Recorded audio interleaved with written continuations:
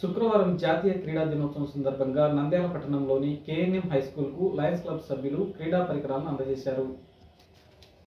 Nandyal Lions club ఆధ్వర్యంలో శుక్రవారం hockey మాంత్రికుడు పద్మభూషణ్ ధ్యాన్ చంద్ జన్మదినోత్సవం సందర్భంగా జాతీయ క్రీడా దినోత్సవం స్థానిక కేఎన్ఎం పురపాలక పాఠశాలలో నిర్వహించారు.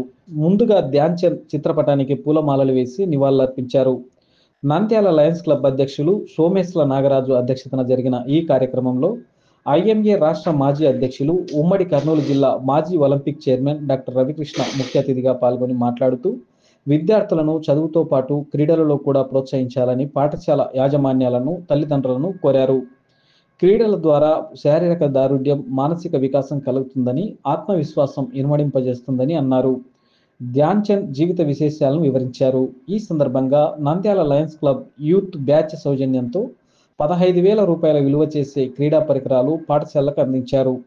ఈ కార్యక్రమంలో పాఠశాల ప్రధానోపాధ్యాయులు Asadullah, zone chairman Nizamuddin, senior సభ్యులు భవనాసి నాగమహేష్, లయన్స్ క్లబ్ ఉపాధ్యక్షులు కూర ప్రసాద్, పోషిన సుబ్బారావు, కోశాధికారి అమిదల జనార్దన్, సుజిత్, రాజ్ పవన్, పాఠశాల అధ్యాపక బృందం, విద్యార్థులు తదితరులు పాల్గొన్నారు.